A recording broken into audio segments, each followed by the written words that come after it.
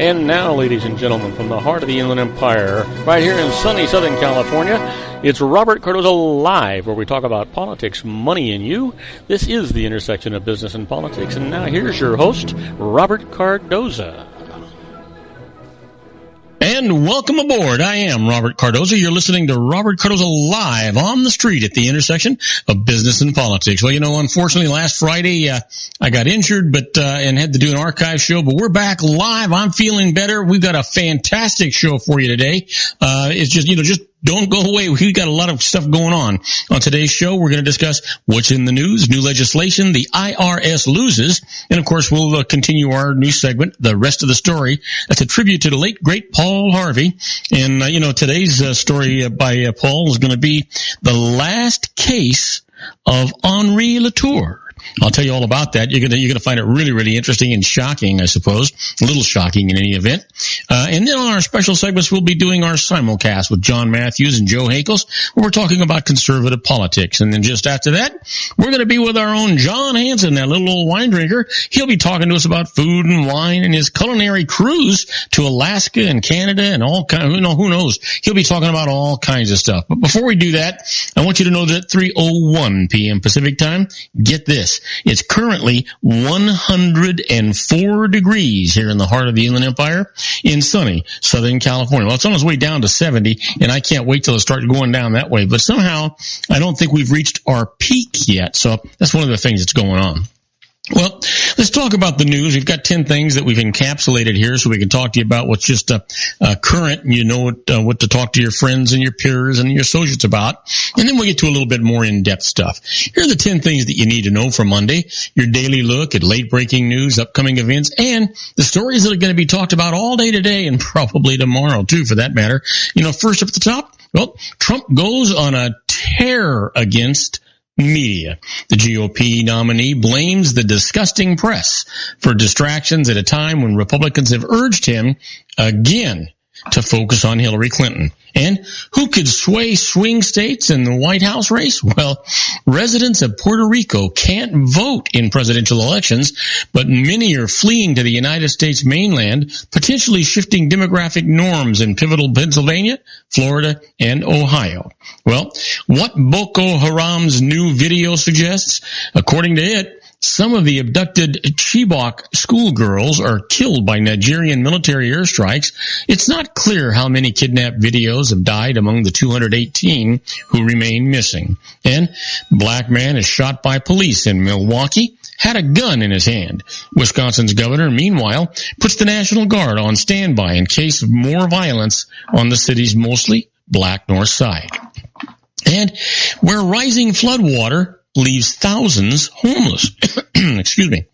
Across southern Louisiana, residents scramble to get to safety as rivers and creeks burst their banks, swollen from days of heavy rain. Just seems to be a regular occurrence out in that neck of the woods. And yet we've got so many people that don't believe in global warming and the effects that it's having on weather. Maybe we can talk about that tomorrow with our own Sean Lefebvre and his Geared for Wellness Corner. And here's one for you. Iraqi Kurds advance near the Islamic State-held city. U.S.-backed Kurdish forces known as Peshmerga say that they have retaken 5 villages east of Mosul and aim to clear several more villages to increase pressure on the extremists. Well, Usain Bolt wins another gold in the Olympic 100. American Justin Gatlin finishes second, 100 seconds behind him. Andre DeGrassi of Canada wins the bronze. Well, Ryan Lochte and 3 other U.S. swimmers are robbed by armed men in Rio. Get this. While it is true that my teammates and I were the victims of a robbery early Sunday morning, what is most important is that we are safe and unharmed, Lochte says in a message posted on Instagram. Can you believe it? Well, here's one for you. Lululemon's CEO sees lots of room to grow. We went from playing defense to playing offense, and we are launching new things again, says Laurent Potvin. Well, finally, Adele says no to the Super Bowl performance offer. I mean, come on. That show is not about music, and I don't really Well, I can't dance to anything like that, the British singer tells an audience at her Los Angeles concert. Well, go figure. Looks like that ain't going to happen, right? Yeah, in no way soon anyway. So let's talk about some more in-depth stories here in the news. Trump calls for extreme vetting of immigration applicants. Donald Trump called today for extreme ideological vetting of immigrants seeking admission to the United States, vowing to significantly overhaul the country's screening process and block those who sympathize with extremist groups or don't embrace American values. Those who do not believe in our Constitution or who support bigotry and hatred will not be admitted for immigration into our country. Trump said in a foreign policy address in Youngstown, Ohio, only those who we expect to flourish in our country and to embrace a tolerant American society should be issued visas. Trump's proposals were the latest version of a policy that began with his unprecedented call to temporarily bar foreign Muslims from entering the country, a religious test that was criticized across party lines as un-American. My guess is when we start our simulcast today with John Matthews, we'll probably be hearing some more about what's going on, in the Trump campaign. Well, Biden says Trump is thoroughly unqualified for the presidency. Well, I would expect him to say that. I'm beginning to think that myself, as a matter of fact. You know what? Here's the deal. Vice President Joe Biden assailed Donald Trump's ability to lead America at home and abroad today, branding him being indifferent to the needs of Americans in his first campaign appearance with Democratic nominee Hillary Clinton. Biden, who decided not to make a third presidential bid last year, said in his native city of Scranton that Trump was thoroughly unqualified to be president, calling him a dangerous voice on national security and foreign policy. On the economy, he said, Trump's reveling in his TV reality show tag, "You're Fired," showed his true colors. He's trying to tell us that he cares about the middleman or the middle class. Give me a break. It's such a bunch of malarkey. Biden told a crowd of about 3,000 people at Riverfront Sports,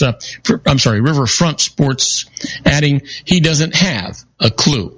Wow. Can you believe that? I can tell you that Pennsylvania has not supported a Republican in a presidential election since 1988, but is among the most contested battleground states between Clinton and Trump, who are both vying for white working class voters in Pennsylvania. And it just keeps going and going and going. Well, here's one for you, and this is one I want to talk to our good buddy Sean Lefebvre about too. We have a divided America when it comes to temperatures and the temperature rising in U.S. splits. And you know what? Here's the deal. Temperatures are rising in America along with the temperatures as well. 2 decades ago, the issue of climate change wasn't as contentious. The leading U.S. Senate proponent of taking action on global warming was Republican John McCain. George W. Bush wasn't as zealous as the issue on the issue as his Democratic opponent for president in the year 2000. Al Gore, but he too talked of regulating carbon dioxide. Then the earth got even hotter, repeatedly breaking temperature records, but instead of drawing closer together, politicians polarized. Well, you know what? This is actually part of a divided America story that was in the Associated Press's ongoing exploration, and there's a lot more to it. If you want to know more about it, just look up the Associated Press, and it's going to all be right there. But basically, it comes down to more people believe in global warming than don't believe in it, but we have a divided America, all about that. Now, we're going to take a short break. When we come back, we're going to talk about Islam for Dummies. The Islamic State recruits have a poor grasp on faith, and I'll tell you all about that right after these brief messages. Don't go away. We've got a lot of great show for you. If you want to increase your client base and sales, then consider this, the Relationship Building Network at RBN. Given the current economic conditions and challenges, we all need to work smarter, make smarter decisions, invest our hard-earned dollars where it'll yield the best return for our investment. Many business professionals claim that the most effective networking group in Orange County is RBN. No other networking group or organization can offer what RBN offers. Make every year your best year. Join RBN and start reaping the benefits today. Nearly 3,000 businesses have joined RBN and experienced those benefits. Why join RBN? It's one group. It's one membership. It's no renewals. It's all through Orange County. RBN is a freestyle networking group. No mandatory attendance, no restrictions, no rules, and no penalties. Call them at 949-830-5776 or go to their website at rbninfo.com. That's 949-830-5776. If you've ever dreamed of having your own business to make your life secure, you know Water's Edge Wineries might be just the ticket. In 2004, their founder, Ken Leinberger, created the first winery franchise in California. It was a new concept with all of the functionality of a traditional winery, but without the vineyards. They purchased high-quality grape must from one of the largest winemaking companies in the world. Then they craft each wine carefully and bottle it right at their location. The winery was built to satisfy consumer demand for wine by the bottle and by the glass, but still kept the element of allowing customers to bottle their own custom vintage. Now, they're opening urban wineries across the United States under the brand Water's Edge Wineries. If you've ever dreamed of owning your own winery, it may be in reach right now through Water's Edge Wineries. Just give them a call at 909-468-9463, extension 700. That's Water's Edge Wineries, 909-468-9463. Have you ever found yourself caught between a rock and a hard place? The law offices of Blomberg, Benson, & Garrett might be just the answer for you. The attorneys of Blomberg, Benson, & Garrett have been serving the Inland Empire since 1989. They're dedicated to the aggressive litigation of civil, criminal, and real estate matters. Over the years, they have recovered tens of millions of dollars for their clients. The firm's practice specializes in litigation of personal injury, accident, slip and fall, real estate, and criminal law cases. The firm provides clients with the care, accuracy, and dedication of experienced attorneys. Blomberg, Benson, & Garrett is located at 10300 4th Street, Suite 150 in Rancho Cucamonga, California. They've been providing the Inland Empire residents with outstanding legal services for over 25 years. They look forward to providing you with aggressive legal representation. Call them at 909-945-5000, where you can talk to a person, not a machine. That's 909-945-5000, the law offices of Blomberg, Benson, & Garrett. And now let's get back to our show where we talk about politics, money, and you. And I am Robert Cardoza. You're listening to Robert Cardoza live on the street at the intersection of business and politics. We're at 4:03 p.m. Pacific. I'm sorry, 4:13 p.m. Pacific time.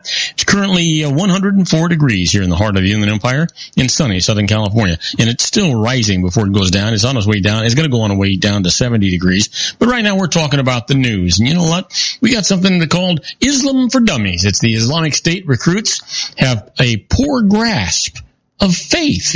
Yeah, you can bet that, all right. You know what? The jihadi employment form asked the recruits on a scale of 1 to 3 to rate their knowledge of Islam. And the Islamic State applicants herded into a hangar somewhere at Syria-Turkey border turned out to be overwhelmingly ignorant. The extremist group could hardly have hoped for better.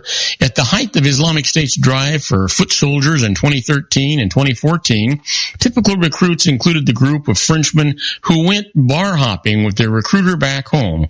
The recent European convert who now hesitantly describes himself as gay, and 2 Britons who ordered the Quran for Dummies and Islam for Dummies from Amazon to prepare for jihad abroad. Their intake process complete, they were grouped in safe houses as a stream of Islamic State imams came in to indoctrinate them, according to court testimony and interviews by the Associated Press. Well, he says, I realized that I was in the wrong place when they began to ask me questions on these forms like, when you die, who should we call? Said the 32-year-old European recruit, speaking to the Associated Press on condition of anonymity for fear of reprisals. He said that he thought he was joining a group to fight President Bashar Assad and help Syrians, not the Islamic State. Well, the European, whose boyish demeanor makes him appear far younger than his age, went to Syria in 2014 2014. He said new recruits were shown Islamic State propaganda videos on Islam, and the visiting imams repeatedly praised martyrdom. Far from home, unschooled in religion, having severed family ties and turned over electronic devices, most were in little position to judge. An Associated Press analysis of thousands of leaked Islamic State documents reveals most of its recruits from its earliest days came with only the most basic knowledge of Islam. A little more than 3,000 of these documents included the recruits' knowledge of Sharia, the system that interprets into law verses from the Quran, and Hadith, the sayings and actions of the Prophet Muhammad. You know what? Go figure. These guys are idiots anyway. All of them are. Yeah, all of them are. That's the way I feel about it. Well, how about this? Rampaging South Sudan troops raped foreigners and killed locals. The soldier pointed his AK-47 at the female aid worker and gave her a choice. Either you have sex with me, or we make every man here rape you and then we shoot you in the head, she remembers him saying. She didn't really have a choice. By the end of the evening, she had been raped by 15 South Sudanese soldiers.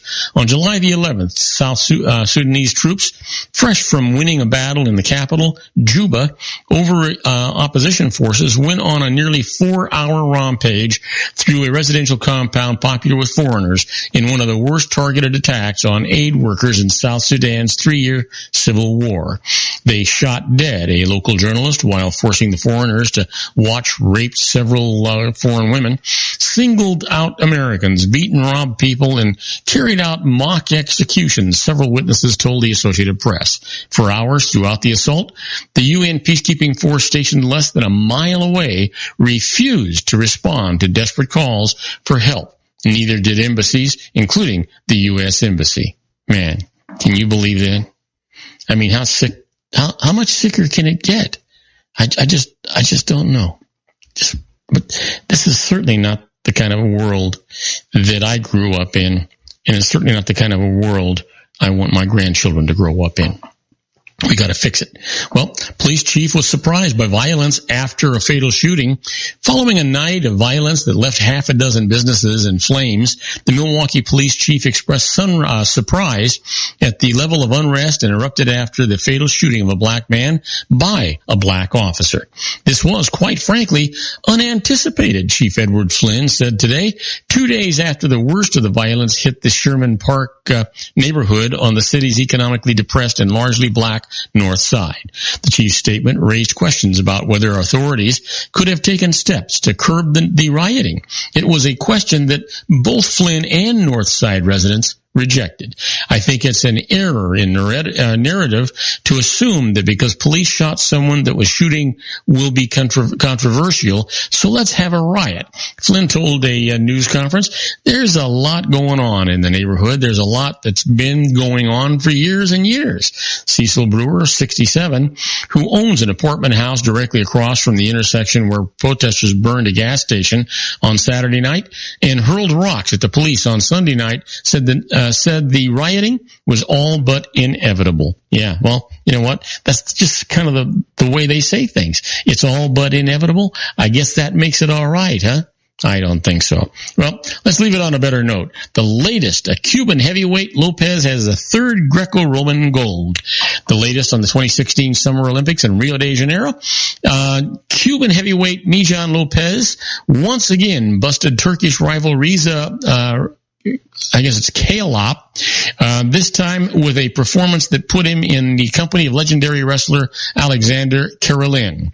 Lopez throttled Kalop 6-0 on Monday at the Rio Games to capture his third Greco-Roman Olympic gold medal. Lopez joined Karelin of Russia and Sweden's Karl Westergren as the only wrestlers with the 3 Olympic titles in the classic discipline. Well, folks, don't go away, because when we come back, we're going to do the IRS loses. In the first case up, well, a farmer's profit motive makes his losses deductible. Well, it sounds normal, right? But when you hear the story, you'll be surprised. We'll be right back after these brief messages. Do not go away. Isn't it time to shine the spotlight on your expertise? The Interview, starring you. Here's your chance to capture 5 minutes of fame with The Interview. This isn't just any interview. This is your opportunity to showcase your expertise and position yourself as a trusted expert in a one-on-one video interview hosted by Robert Cardoza, host of the nationally syndicated show Robert Cardoza Live and powered by AHA Studios. What is it? A professionally recorded video for your use. Robert Cardoza interviews you on the set where he records his show. Professional interview showcases your expertise and value, shot in a state-of-the-art studio. And what's in it for you? Gain credibility as an expert, earn the trust of your target market, educate in a way that intrigues your audience, gain a powerful marketing tool that offers dozens of uses, website, video sharing sites, social media, email, DVDs, direct mail, lobby video, resumes, profile building, all that kind of stuff. Association with the nationally syndicated celebrity. That's right. And let's talk about AHA Studios. AHA is a strategic marketing firm that leverages the powerful in visual persuasion to help your business create powerful messages that connect with your target market. AHA ventures way beyond strategy, delivering the marketing collateral you need to start driving a new business through your doors. AHA has a full-service, in-house, state-of-the-art production studio to bring your messages to life using video. Discover how to make The Interview work for you. Call 949-831-2222. That's 949-831-2222. AHA Image Studios, Incorporated. Dr. Stephen Tidwell, Gentle Family Dentistry and a caring, personalized environment. Here at Dr. Tidwell's office, we are dedicated to helping you keep your teeth healthy. We are a state-of-the-art dental practice that still believes in traditional values, such as excellent customer service and individual attention. We have a special welcoming offer for you for just $39, a complete exam, personal consultation, professional cleaning, and all necessary x-rays. That's a $266 value for $39. Dr. Tidwell has 2 convenient locations and experienced staff to provide you with professional care and personal attention that you deserve. Call today. Don't delay. A great smile another day. Call 909-944-7308. That's 909-944-7308 for Rancho Cucamonga or San Bernardino.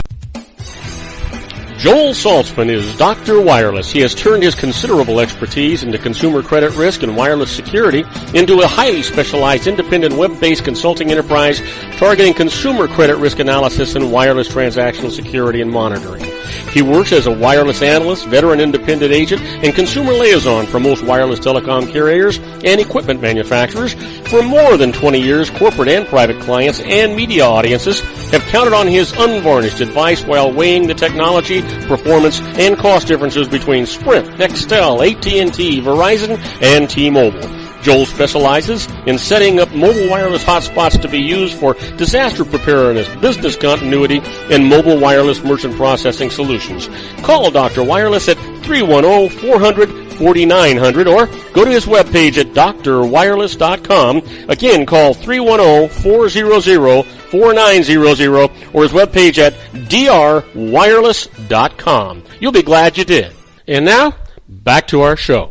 And I am Robert Cardoza. You're listening to Robert Cardoza Live on the street at the intersection of business and politics. We're at 3:23 p.m. Pacific time. The weather's changing. It's spanning a little bit. It's currently 105 degrees here in the heart of the Inland Empire in sunny Southern California. It looks like the low is expanding a little bit too. It's going to go down to 69 degrees by the end of the evening. I can't hardly wait for that to happen. But right now, let's talk about your favorite subject, my favorite subject, the IRS loses. The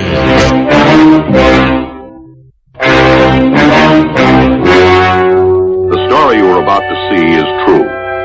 The names have been changed to protect the innocent.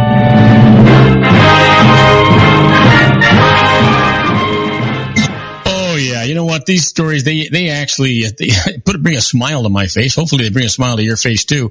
Nobody ever wants to hear about the IRS winning. That's for darn sure. So let's get it. I've got 3 cases for you here today. The first one that the IRS lost was a farmer's profit motive makes losses deductible. Now, you would think that sounds kind of normal to me, but listen to this. Benny Mullins was a successful business owner and grew up on a farm and wanted to return to owning one.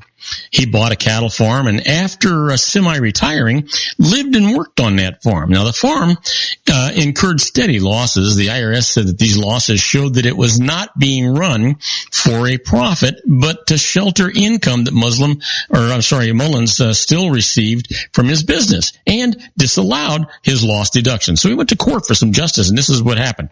The judge said that Mullins worked 50 hours a week on the farm, moved to a primitive home located on it to be there to work, consulted with experts, and repeatedly changed farming strategies to improve profitability. All this indicated that he did have a profit motive, so his losses were absolutely deductible. Yeah, that's the way it ought to be. Here's another one the IRS lost. President in name only is not liable for a company's unpaid taxes. Wait till you hear this one. You know what? Ellen Marino was the president of a lending company founded by her son. But the business was run by her live-in companion, who was ineligible under state law to be an officer of the company because of his past credit problems. And any tasks that Ellen performed for the company, she did under his direction. Now, when the company fell behind on its payroll taxes, the IRS contacted her and she informed her companion.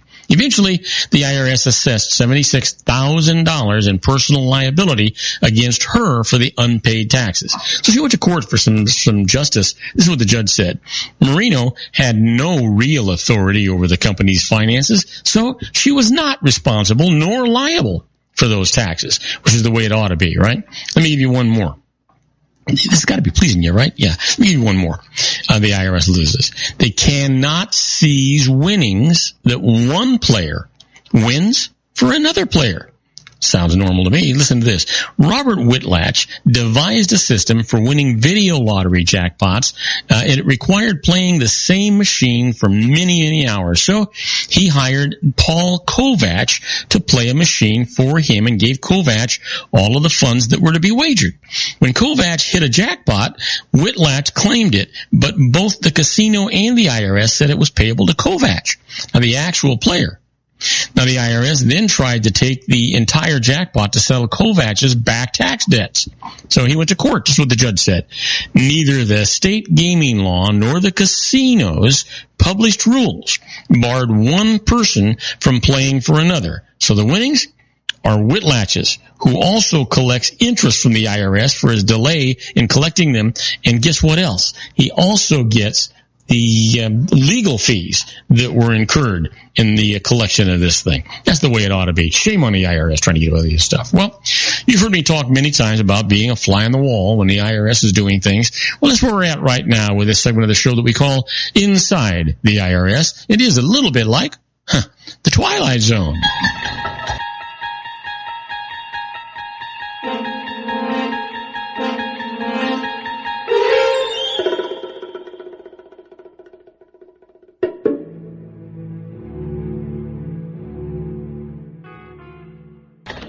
Now, these are not tax court cases, but these are things that the IRS does. They set the precedents. They're public knowledge, most of them, and basically it's things that you want to know, and because it can prepare you one way or another, and it will help you prepare your own cases as well. But here's the deal: you ever think about what happened going to jail for a tax crime, even if you reported all of your income? Can you imagine that? Well, you know what? When the IRS can't prove that you failed to report all of your income, it may still be able to prove that you committed tax crime. So here's an alert for you. Small business owners have a tendency to hire employees off the books to save payroll taxes, avoid union assessments, and attract foreign aliens not permitted to work in this country. If the IRS decides to pursue a criminal case, it's going to claim that the small business owner willfully aided and abetted in the filing of false payroll tax returns. Now, another crime the IRS is going to attempt to charge is obstruction of justice. If the person being audited tells his or her friends and business associates what to say or not to say if they're contacted by IRS investigators. So, learn a lesson from that. There's a lot you can spend some time away from home in one of those federal resorts if you do this the wrong way. Matter of fact, just get an attorney. That's the best thing to do. Here's another case for you, and not really a case. Here's another issue for you, and that is lawsuits against the largest accounting and law firms for faulty tax shelter advice. Still happening. Unhappy investors and tax shelters structured by some of the biggest and most prestigious accounting and law firms in the country have continued their lawsuits in state courts. Let's see here. Let's get rid of that. There we go. In state courts. So here's the deal. They're seeking recovery under favorable state law. So here's a little background for you. The big companies created very complex and exotic transactions designed to shelter income when the IRS began to audit these deals. They were shown to be complex, uneconomic shams that simply generated tax savings. Now, investors are seeking damages to breach of fiduciary duty, fraud, negligent misrepresentation, breach of contract, malpractice, and civil conspiracy. So, go figure. Now you kind of know what's going to happen with these guys. You know what? Just not a good idea to play games with the IRS. As much as we want to see them lose, as much as we tell stories about them and castigate them, they're really not all that dumb. They kind of know what's going on. They try to get away with stuff, no question about it. But they know pretty much what they're doing. They just try to get away with it, and that's the problem that's going on here. Now, do not go away, because when we come back from this short break, we're going to be with John Matthews and Joe Hakos in the Conservative Syndicate Corner. We're doing our bi-weekly simulcast with them, so we will be opening up a number of stations beyond our own. So we'll be right back after these brief messages. Do not go away. If you want to increase your client base and sales, then consider this, the Relationship Building Network at RBN. Given the current economic conditions and challenges, we all need to work smarter, make smarter decisions, invest our hard-earned dollars where it'll yield the best return for our investment. Many business professionals claim that the most effective networking group in Orange County is RBN. No other networking group or organization can offer what RBN offers. Make every year your best year. Join RBN and start reaping the benefits today. Nearly 3,000 businesses have joined RBN and experienced those benefits. Why join RBN? It's one group. It's one membership. It's no renewals. It's all through Orange County. RBN is a freestyle networking group. No mandatory attendance, no restrictions, no rules, and no penalties. Call them at 949-830-5776 or go to their website at rbninfo.com. That's 949-830-5776. If you've ever dreamed of having your own business to make your life secure, Water's Edge Wineries might be just the ticket. In 2004, their founder, Ken Leinberger, created the first winery franchise in California. It was a new concept with all of the functionality of a traditional winery, but without the vineyards. They purchased high-quality grape must from one of the largest winemaking companies in the world. Then they craft each wine carefully and bottle it right at their location.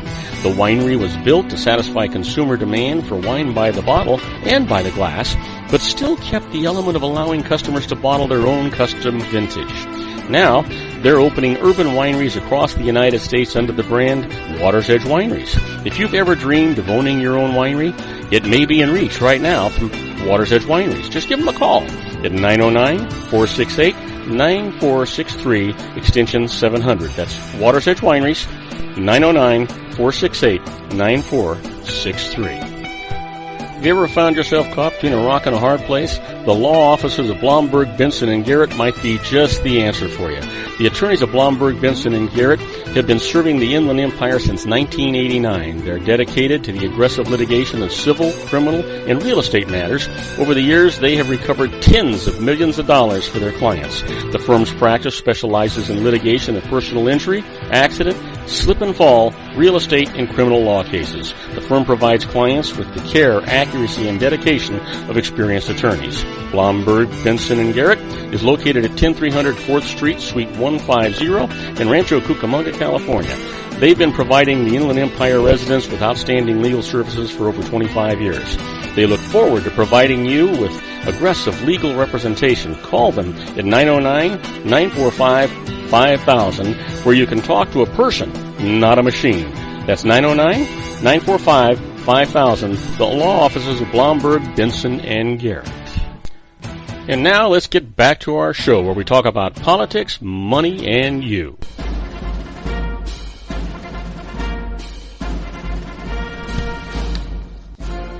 And now, ladies and gentlemen, coming to you from the basement of his strategic planning room located at his political hideaway in Los Angeles County, the dedicated man who stands and serves the political conscience of our nation, Mr. John Matthews.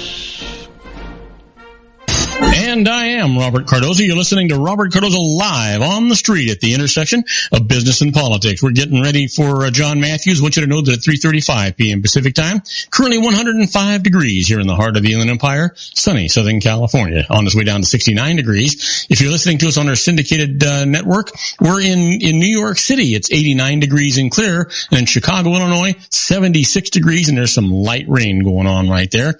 You know what? John and Joe Hakos will be with us shortly, and basically I don't really know what we're going to talk about today. There's a lot of things we can. It's generally all about conservative politics, and I'm sure that John will be calling us any minute here. We'll see what actually transpires. There he is right now, and we're on the air with John Matthews and Joe Hakos. Hey guys. Hey, how you doing there, Robert? Hey, you know what? Much better than I was on Friday. I'll tell you that. You know, I'm an old man. Sometimes I forget that, and I do things I'm not supposed to do. Okay. Is it what, are you having a senior moment there? Yeah, you know what? I sprained my lower back, and I was scared to death. I didn't know if it was my hip, if I pinched a nerve, or I sprained my back. Went to the doctor, and the doctor says, well, you can do anything that you can tolerate and put up with. And I said, what do you think I'm here for? I obviously can't tolerate and put up with it. You know, why would I come to you if I was feeling good? So did he give you a note so that you don't have to vote? No. You know, I wish he would, for God's sakes. Jesus. I mean, who wants to tolerate that these days? You know what? That's worse pain than the muscle pain that I have. Yeah. You know, we're talking about something here, Bob. I want to get your opinion on this. Okay. We're really kind of digging into the fact that, you know, the media has gone into, propaganda overdrive here. Everything is about Trump, and very little is actually, you know, outside of the obligatory announcement of Hillary Clinton's latest scandal, and then 24 hours later it falls off the map, while we talk about Donald Trump's latest gaffe or whatever, something he says. And we've recognized the fact that the media and both establishments on both sides of the political asylum are now in collusion with each other, and we're examining this concept, or this idea that the media here is no longer, just like everybody else on the left, they're no longer hiding what their intent is. That there is an actual strategy here to go after Donald Trump and destroy him. Not that Hillary Clinton's any better. It's just to preserve the status quo. And I just wanted to get your take here. Are you noticing how the media bandwagon on, I mean, pretty much across the spectrum? Oh yeah, no question about it, John. You know, I mean, Trump is his own worst enemy, and then he went out there and decided to attack the press, and the press is saying, ha ha ha, you think you're to attack us? They've got an all-out declared war against this man. You know, he can't breathe properly and not be castigated by the press right now. Now, you know what? It does seem like, and you and I've talked about it many times, that you know, the people don't get to decide anymore. It's really the press, it's the media that's deciding who's going to be popular, who's not going to be popular. I mean, how else could we possibly have two unpopular people running for the highest, most powerful office in the world, and nobody likes them, and it's the press that's going to really decide who's going to get into the White House? Well, I think part of the answer to that is the idea that because of the media, because of the fact that they major in the minors, you know, I'm still hearing stories about Mitt Romney having his dog strapped to the hood of his car. Poor fella. He probably struggled for about a mile and just couldn't keep up any longer. I don't know about you guys, but I'm getting tired. I'm getting tired. The minute I hear that they're going to be talking about Donald Trump again, I just try to find some variety show to watch. I'm getting just tired of hearing the same thing 24/7, no matter what station we're on. You know what? I'm just sick of it. Yeah, I go for the poultry farm channel where, you know, they go out and slaughter a bunch of chickens. Well, where do you find that?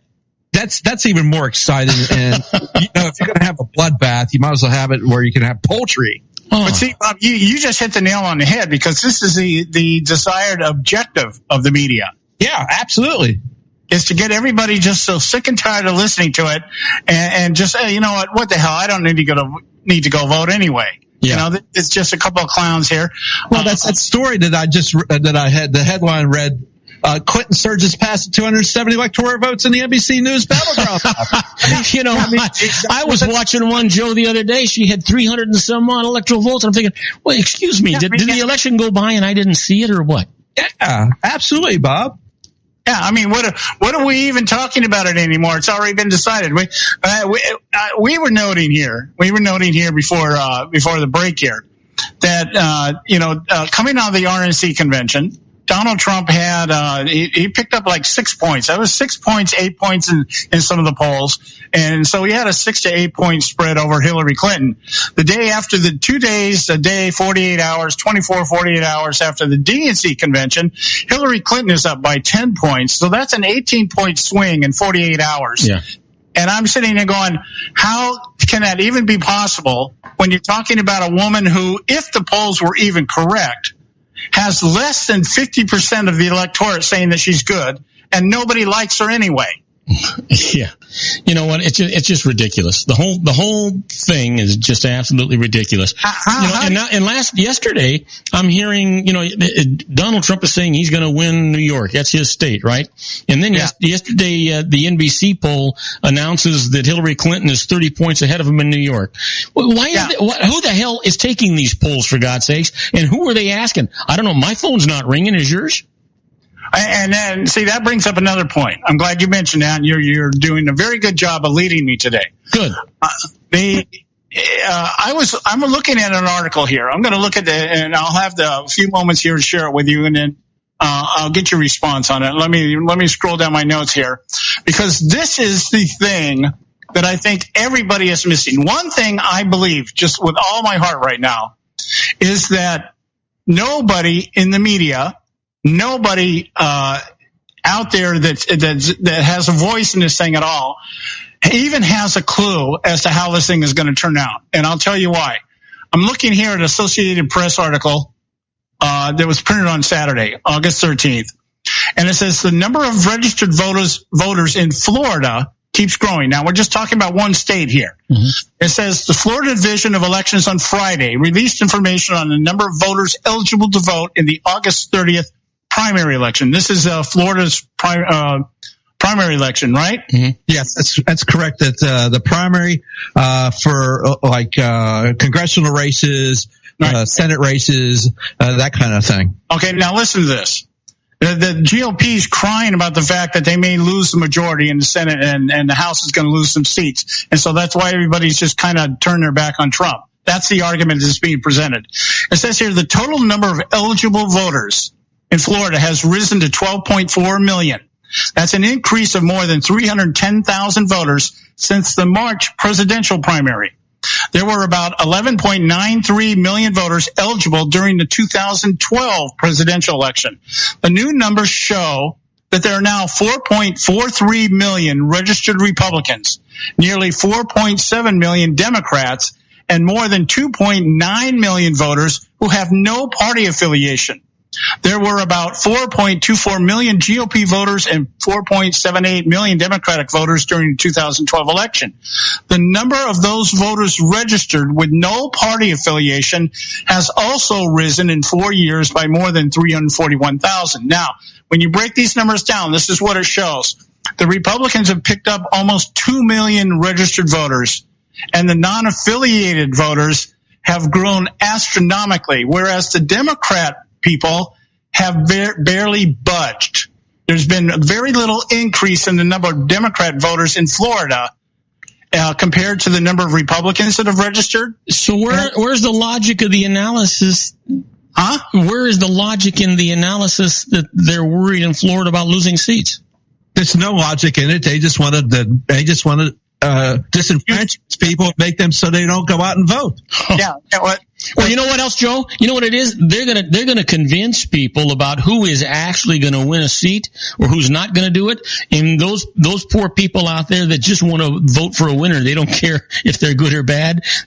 They just want to vote for a winner, and they're gonna vote for who the media says the winner is gonna be. That's funny that you said that, because I was listening to something today and they were talking about, I don't need to use God in any decision I made, especially when it comes to voting. National show. As Bill Clinton said, I never let my Christianity get in the way of my job. Yeah. Well, I think that Trump is a closet Franciscan. Well, here's my point. When we talk, what we've shown, what this indicates is we've had an increase in the number of registered Republicans. We've had a massive increase in the number of non-affiliated voters, and virtually no increase in the number of Democrats registering in Florida. Now, I'm only looking at one state, but I'm saying if we were to project this out there and say, okay, let's say something like this is going on in every state, then what we have here is we have a massive number of increases in non-affiliated voters. Yeah, but John, what you're not saying is those are defectors from the Democratic Party, because if the Republican Party continues to grow and the non-affiliated voters continue to grow and the Democratic Party continues to decrease, they are now defecting over to independency because they don't want to vote for Hillary. Yeah, now that's a good point. That's exactly where I was leading to. And when we come back, I want to take it just a step further here. And if we use these numbers and we're able to project something in terms of how these numbers are affecting the polls that the media keeps trying to tell us is telling us that Hillary's winning, because there's a point there. We got to go to a quick break. We'll be right back with John Matthews and Joe Hakos on our simulcast after these brief messages. Isn't it time to shine the spotlight on your expertise? The Interview, starring you. Here's your chance to capture 5 minutes of fame with The Interview. This isn't just any interview. This is your opportunity to showcase your expertise and position yourself as a trusted expert in a one-on-one video interview hosted by Robert Cardoza, host of the nationally syndicated show Robert Cardoza Live, and powered by AHA Studios. What is it? A professionally recorded video for your use. Robert Cardoza interviews you on the set where he records his show. Professional interview showcases your expertise and value, shot in a state-of-the-art studio. And what's in it for you? Gain credibility as an expert, earn the trust of your target market, educate in a way that intrigues your audience, gain a powerful marketing tool that offers dozens of uses: website, video sharing sites, social media, email, DVDs, direct mail, lobby video, resumes, profile building, all that kind of stuff. Association with the nationally syndicated celebrity. That's right. And let's talk about AHA Studios. AHA is a strategic marketing firm that leverages the powerful and visual persuasion to help your business create powerful messages that connect with your target market. AHA ventures way beyond strategy, delivering the marketing collateral you need to start driving a new business through your doors. AHA has a full-service, in-house, state-of-the-art production studio to bring your messages to life using video. Discover how to make The Interview work for you. Call 949-831-2222. That's 949-831-2222. AHA Image Studios, Incorporated. And I am Robert Cardoza. You're listening to Robert Cardoza Live on the street at the intersection of business and politics. Well, we're waiting for John Matthews and Joe Hakos to return for our simulcast. I want you to know that at 3:48 p.m. Pacific time, it's still 105 degrees here in the heart of the Inland Empire in sunny Southern California. And if you're on our globally syndicated network and you're in Paris, France, it's 70 degrees and clear. In Rome, Italy, it's 68 degrees and clear. Now, John and Joe will be calling in any minute now, and then we'll see what they've actually got to say to us. You know what? We got a nice conversation going on. I was talking about really how the media is manipulating you and me and everybody else around us before we can get anything done here. It's interesting to listen to perspectives. You know, unfortunately, we are being manipulated, and I'm not sure what the answer is. So here's John and Joe with us again right now. Questions here. You there, Bob? Yes, I am. Okay, we gave these numbers here, Florida, what's going on down here in Florida, and what it indicates is that there's a number of people much larger coming into the registration rules, not so much from the Democrat and Republican Party, whether they're defecting or whatever, but the number of non-affiliated voters is growing. And I think that's pretty, probably pretty standard across the board, or Donald Trump would not have been elected. He would not have won the nomination for the Republican Party. Now, if we take that and we just say, let's just speculate for a moment and project.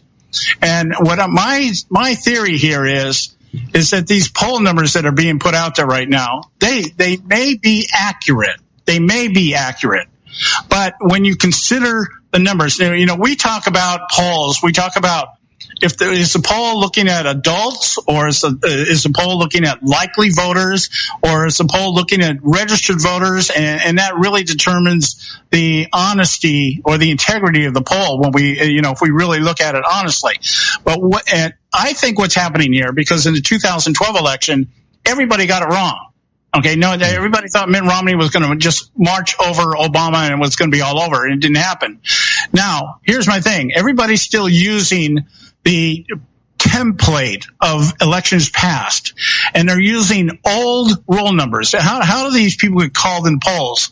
They're people that have joined a mailing list for the party, or have sent donations to a party or whatever, and you mix them all together and you pull out and you say, okay, we call this many Democrats, this many Republicans, however you want to skew that, okay? But nobody's talking to the new people. Nobody's polling these non-affiliated voters. And if that's the case, I have a tendency to believe that most of those people are going to fall in the Trump camp. Yeah, and that's the point that I was making earlier too, John, except I was analyzing it a little bit different. But I think the end result is we're coming into the same conclusion. But I do honestly believe that there are a lot of Democrats out there that are really ticked off about the fact that Hillary's getting away with all this illegal stuff, just doing whatever the heck she wants to do, the email stuff, the conflict between their foundation and the Secretary of State. People are fed up with that kind of crap. And I think that what you're seeing is some dissension in the Democratic Party, which is why you see a reduction in Democrat registrations. You're seeing an increase in Republican or conservative registrations, and then you're seeing a larger increase in those independents or non-affiliated registrations, because they got to be coming from somewhere, John. I think they're coming from those Democrats. Yeah, I think they're coming from a lot of the disenfranchised voters, people that have not voted in the past or haven't voted in a long time.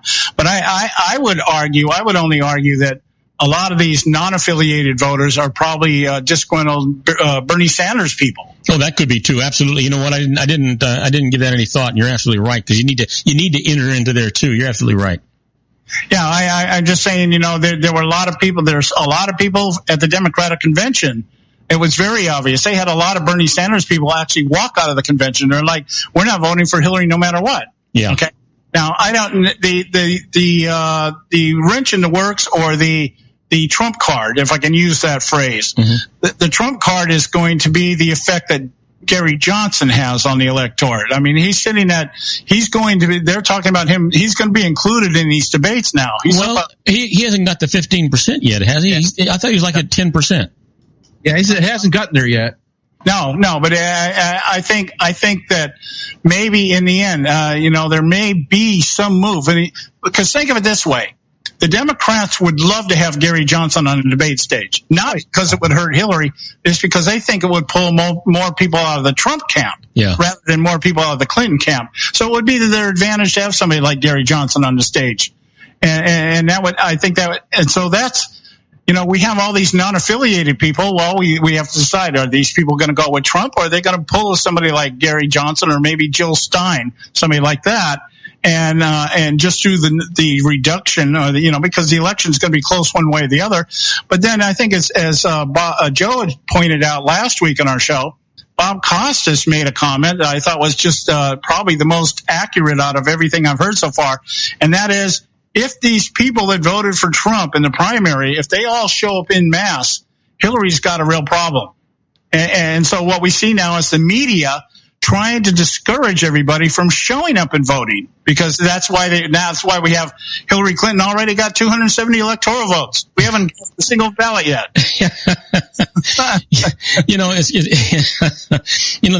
It just incenses me the way we're being manipulated, and the fact that so many citizens of this country, and non-citizens for that matter, are so easily malleable, so easily to be bent and convinced about what's going on. And the media is trying to convince everybody that Hillary's already got all of the electoral votes that she needs to get into the White House. Everybody's going to say, well, why bother? I won't go to the polls. You hit the nail on the head with that, John. Yeah. Well, the Gruber theorem is what the Democrats are working on.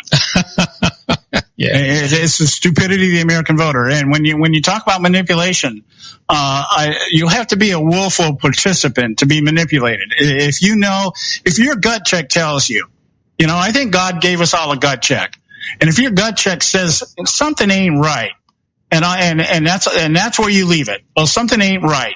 And so I'm going to do what I normally would do, or I'm not going to do anything at all. Yeah, then you're being manipulated. But if you're not, if your gut check and you follow your gut check, hey, maybe I had to take a moment here and find out what the hell's going on. Yeah. Yeah. Yeah. What's going on? Well, Rumpelstiltskin, welcome to Wake Up Time. It's the Wizard of Oz. He's right behind the curtains. I was thinking the other day over the weekend, I was thinking of have you ever seen Jesus Christ Superstar? Yes. Okay, there's a scene in there where the disciples are talking to Jesus, and the song is, "What's the buzz? Tell me what's happening." Yeah. And I'm kind of thinking maybe that's if I was campaigning right now, that would be my theme song. I'd be out there, hey, what's the buzz? Tell me what's happening. Yeah, you know what? I'm just kind of wondering if we're going to wake up on January the 20th with a pull-up bureau. Well, we had czars in this last administration here. Yeah. Well, we'll see. Anyway, Bob, we're out of time here. I want to give you a moment to plug your show. All right. Listen, I'm on the air every Monday through Friday from 3 p.m. to 5 p.m. Pacific time. Get my app. It's the easiest way to listen to my show. It's absolutely free. Go to your app store, search Robert Cardoza Live, download it. It's absolutely free. You can listen to my show just after John's show, and not be interfered. And if you're one of my listeners, you know what? Just go to John's website and listen to him after my show. You want to hear me live. In any event, you guys, it's always wonderful to talk to you. Look forward to talking to you on Friday. All right. You have a good week, and take care of your back. All right. Thank you very much. All right, folks. Listen, we're going to take a short break. When we come back, we're going to be with that little old wine drinker, John Hanson, and we're going to be talking about food. We're going to be talking about wine. We're going to be talking about his, he just returned from an Alaskan cruise. He was in Canada and Alaska, and we're going to talk about the food and the stuff that he did on that. It's going to be absolutely wonderful. So don't go away. We'll be right back after these brief messages.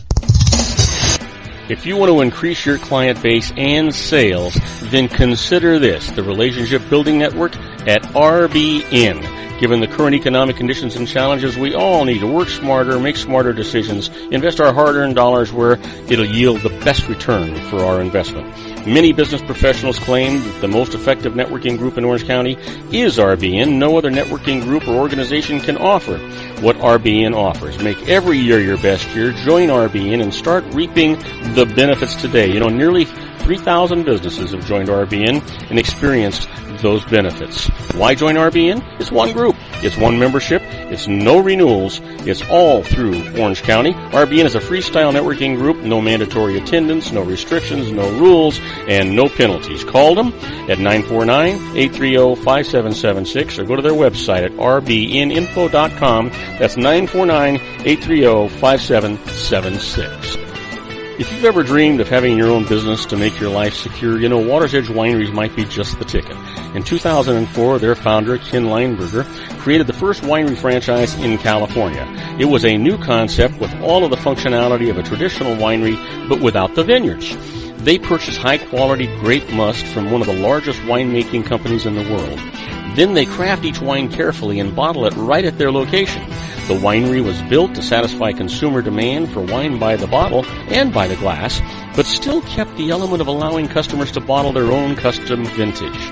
Now, they're opening urban wineries across the United States under the brand Water's Edge Wineries. If you've ever dreamed of owning your own winery, it may be in reach right now through Water's Edge Wineries. Just give them a call at 909-468-9463, extension 700. That's Water's Edge Wineries, 909-468-9463. Have you ever found yourself caught between a rock and a hard place? The law offices of Blomberg, Benson & Garrett might be just the answer for you. The attorneys of Blomberg, Benson & Garrett have been serving the Inland Empire since 1989. They're dedicated to the aggressive litigation of civil, criminal, and real estate matters. Over the years, they have recovered tens of millions of dollars for their clients. The firm's practice specializes in litigation of personal injury, accident, slip and fall, real estate, and criminal law cases. The firm provides clients with the care, accuracy, and dedication of experienced attorneys. Blomberg, Benson & Garrett is located at 10300 4th Street, Suite 150 in Rancho Cucamonga, California. They've been providing the Inland Empire residents with outstanding legal services for over 25 years. They look forward to providing you with aggressive legal representation. Call them at 909-945-5000, where you can talk to a person, not a machine. That's 909-945-5000, the law offices of Blomberg, Benson & Garrett.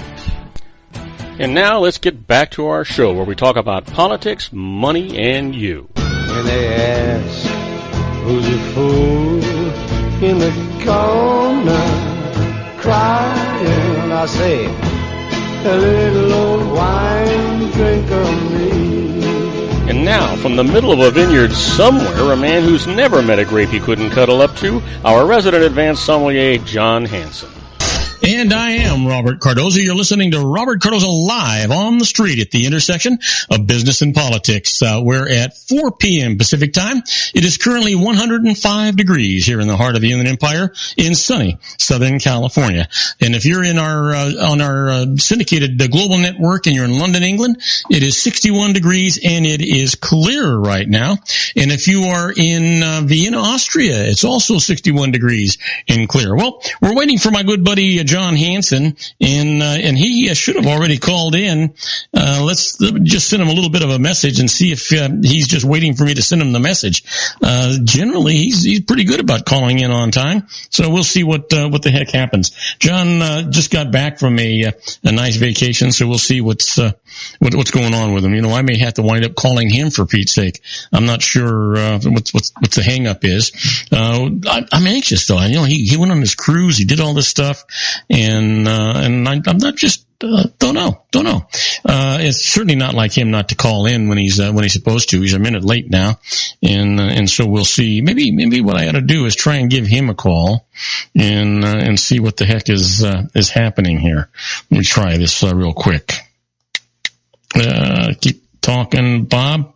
Let's see. And let's try this again. There it is, and we're going to give him a call and see if he is there to take the call. And it should be ringing any second. And there it goes. And let's see if he picks up on this. Come on. Come on, John.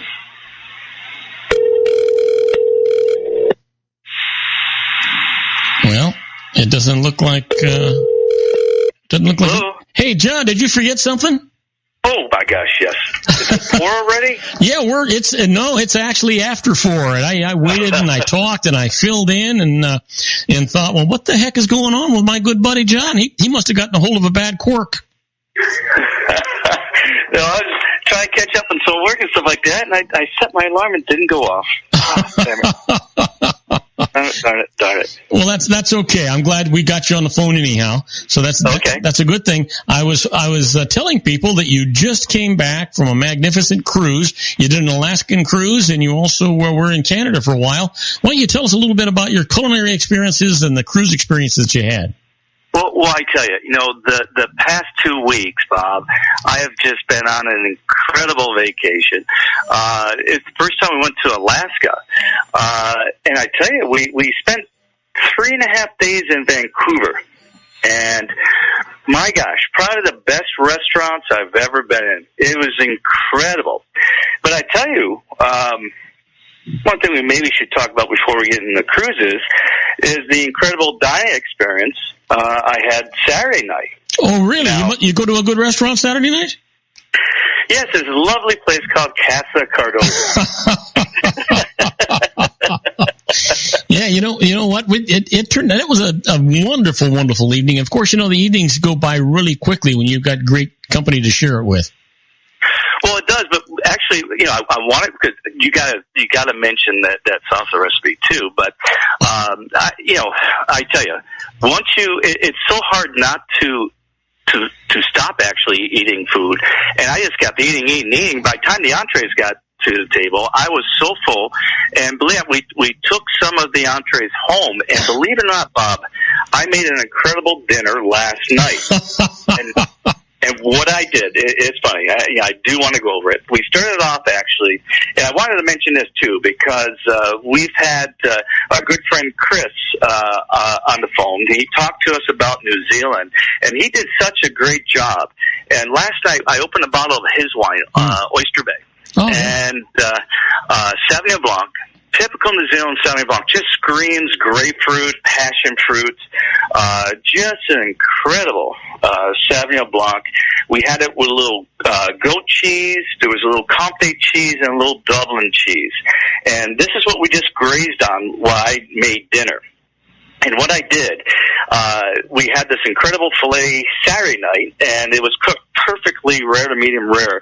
So I don't want to mess with perfection, Bob. So what I did, I just wrapped it in aluminum foil, all right, and I put it on the top shelf of the grill and just turned the grill on just to warm it up.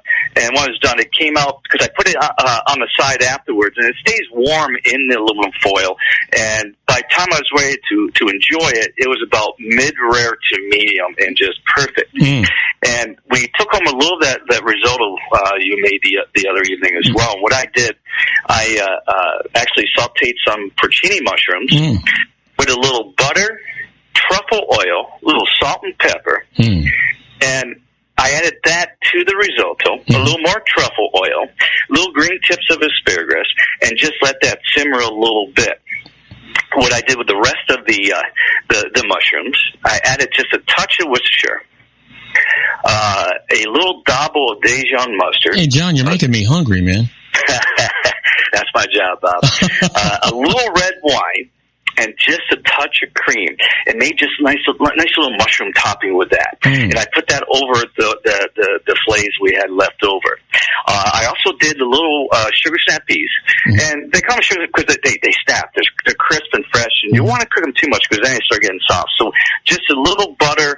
I just did a dash of sugar, salt, pepper, and just warmed those up. And I tell you, Rena said it was incredible, and I said, was it as good as Saturday night's dinner? And she didn't respond, so I don't know if it as Saturday night's dinner, but she said it was awesome. And we had a bottle of the Quantum from Behringer. And since we did the Sauvignon Blanc first, we didn't get through the whole bottle. So for dessert, what I did, I took a little almond roca, crushed it, chopped it up a little bit. Oh, you did the whole 9 yards yesterday. Oh, Bob, it was incredible. A little vanilla ice cream, the almond roca, a little walnuts, and then chocolate syrup with just a little dabble of whipped cream. And we finished the bottle off of the Behringer Quantum. And then afterwards, I had a little ice ball with a little 30-year-old Glenglashey Scotch, watched a little TV, and I was done for the night. I went to bed after that. It was perfect evening on leftovers, Bob. It was incredible. But we have a ritual when you and I get together, especially when we dine at the Casa Cardoza. We always start off with a little Bellini. Yes, we do. And of course, we did that Saturday night, but I'm going to let you take the ball, and you got to explain your salsa as well, but kind of go over the evening what we had. Because I know it took you quite a bit of time to do this. Yeah, well, you know what? The interesting thing is that I tried to prep most of my stuff and do a lot of the stuff ahead of time, and then I kind of put myself behind the 8 ball because some of the stuff doesn't lend itself to being prepared, hours ahead of time, and so I had to manipulate some things. But what we wound up doing when you and Raina finally showed up, and and I saw what wine we were having for dinner. I thought, well, hell, I'm not going to cook anything. I'm just going to drink this wine.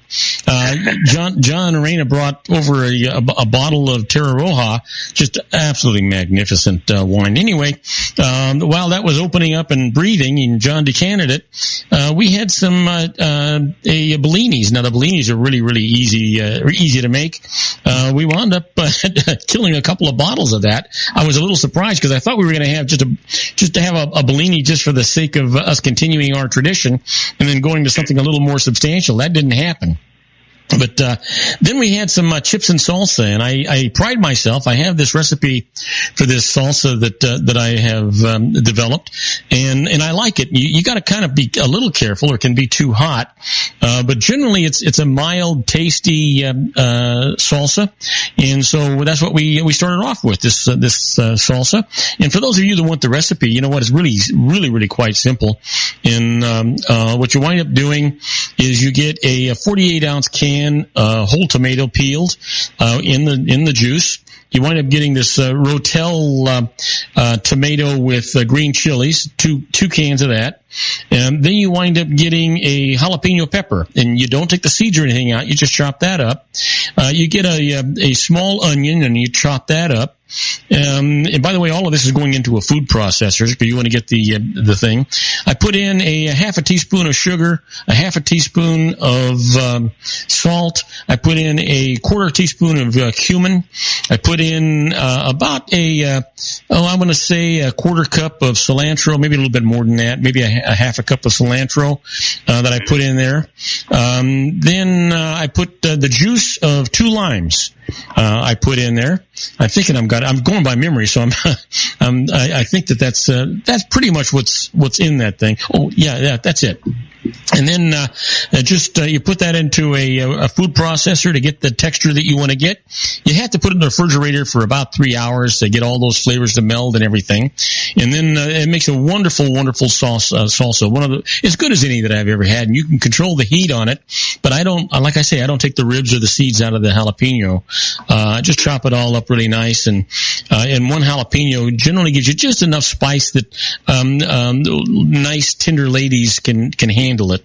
Although, John, you did get, I don't know what happened. You must have gotten one really hot spot because you almost choked on one of them. It's funny, and I was telling you the story every time that when Ray and I go out to enjoy like Mexican food or something that has a spice to it. Mm-hmm. I really enjoy spice.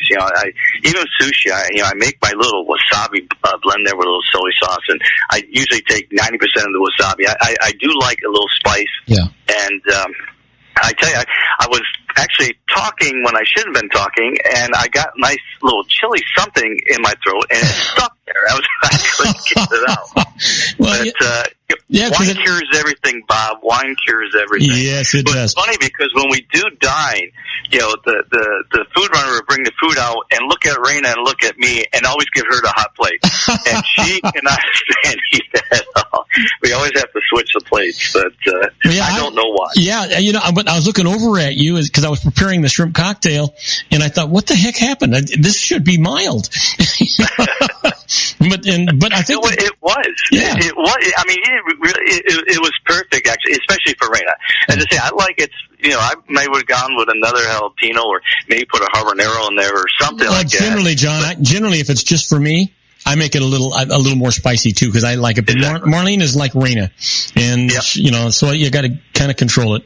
Anyway, I also fixed a shrimp cocktail for us to have as appetizers, and that kept us going. We just had a great conversation going while you were telling us about your cruise and showing us pictures and things, and then we all got up and had a very special salad that Marlene makes. But it's just wonderful. Yeah, she makes it with mandarin oranges and Granny Smith apples and pine nuts. Dried cranberries and candied pecans and the lettuce. Crumbled blue cheese and what the heck was it? The lettuce. I'm trying to think of the name of it. Romaine lettuce. Romaine lettuce? Yeah. And what was the actual dressing? You know what? I'm trying to think of what the name of that was. We actually, we had a friend of ours many years ago, got that for us. And I'm trying to think of what the name of it is. And I can't think of the name of it right now, but it just escapes me. And doggone it. When you're talking, I'll go find out the name of that thing. Anyway, so okay. after we had the salad, I wanted to fix a nice appetizer. So, as you called it, we had a coquille Saint Jacques without the shell. And I have to admit though that this is something that I stole from Andrew Sutton at the Napa Rose. We were there one night, and John was there with us, and Andrew Sutton, the executive chef at the Napa Rose, fixed these scallops and put them over a nice pureed potatoes, and put a nice sauce over the top. And man, I just thought it was fantastic. Marlene loved them, and so I thought, well, gee, I can kind of recreate that, and I recreated it the best I could. Not the same as Andrew's, but pretty doggone good. And so, it was amazing. Yes. It was amazing. Yeah, so we had nice big diver scallops, two over these pureed potatoes with a nice sauce over the top of those. And then after that, let's see, I think we went right to the main course after that, John. I think we had a filet Oscar. So I actually had to butcher the fillets myself. They were nice and thick, and I would like to say prepared perfectly for me. Anyway, if you're the chef, you get to eat it your way. Anybody else? This is not McDonald's. You can order it your way, but you're going to get it the way I cook it. So anyway.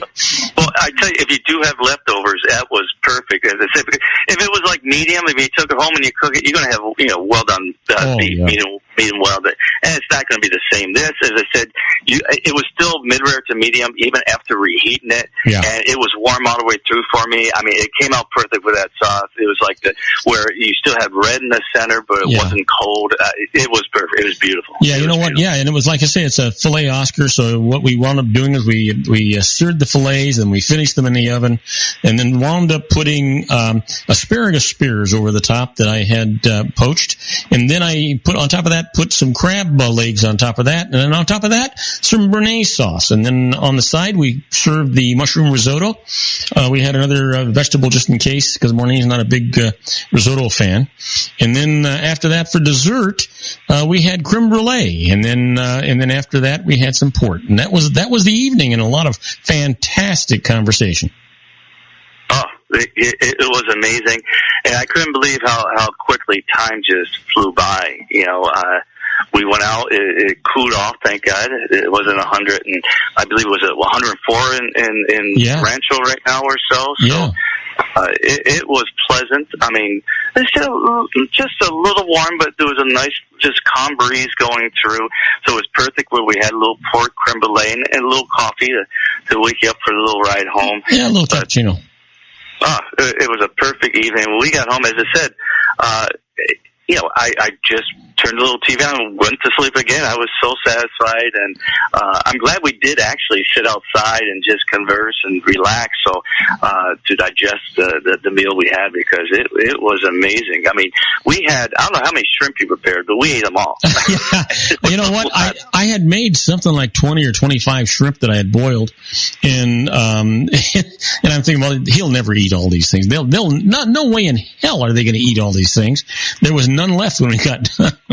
I think all the salsa was gone too. Yeah. So, I mean, I think I was pretty full after the shrimp and salsa, and then we had that scallop and the salad, and oh my God, when the entrees came, I did whatever I could. But I wanted to save just a little room for dessert, and I'm glad I did, because as I said, we had that incredible dining experience last night. Yeah. I just got a little creative, and I tried to match close to what we had on Saturday, but I don't think Raina thought it was as good as Saturday, but I did my best. Well, she loved the food that you had last night, but she loved the company that she had on Saturday. Oh, absolutely. It was fun.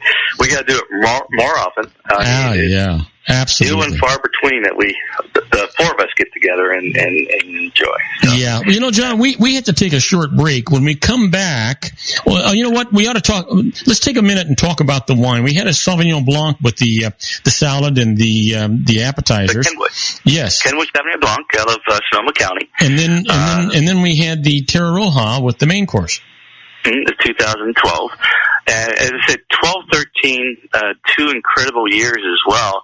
But what's great about 12, you know, we haven't tried the 13 yet. It's very approachable now.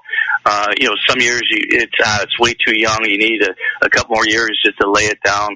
But I tell you right now, you know, we open the 12, and I still like, you know, every few months open and see how it's progressing and so forth. But it's very approachable for 2012, a younger wine, and it is really shows you beautiful fruit, long finish, everything is balanced in the wine, the oak, everything, you know, just balanced, long finish.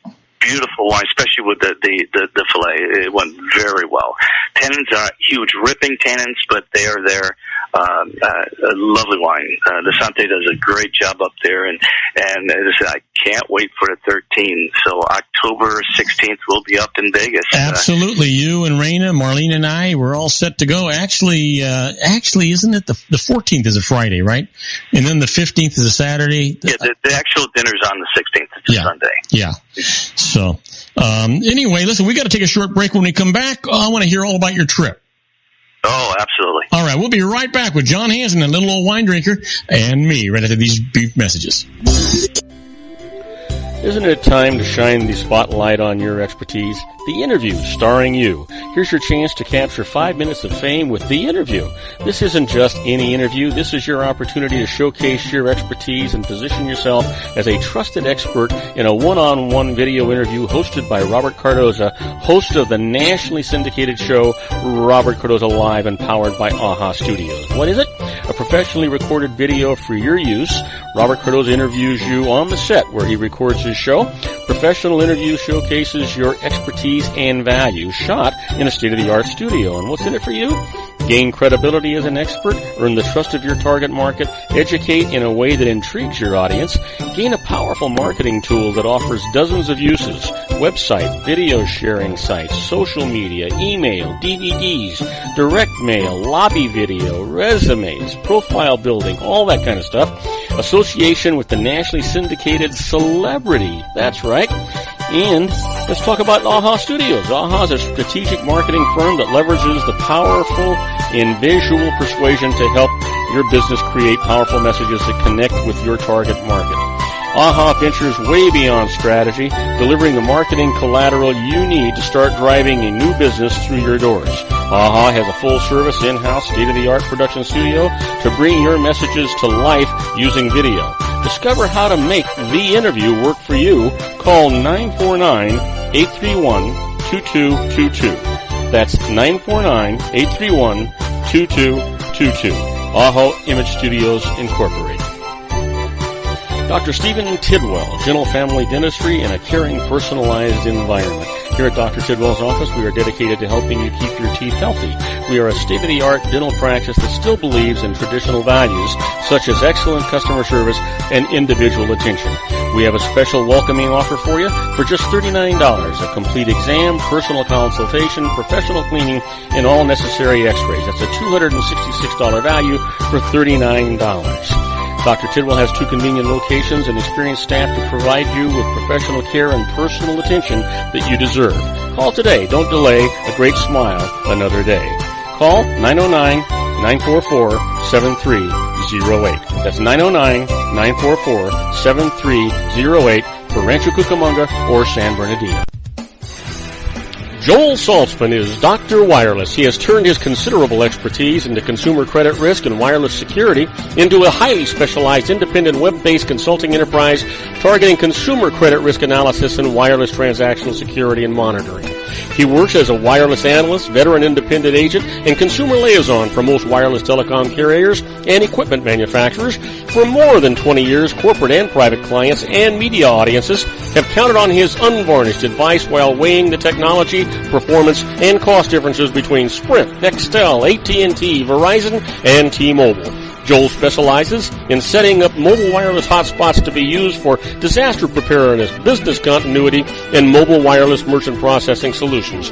Call Dr. Wireless at 310-400-4900 or go to his webpage at drwireless.com. Again, call 310-400-4900 or his webpage at drwireless.com. You'll be glad you did.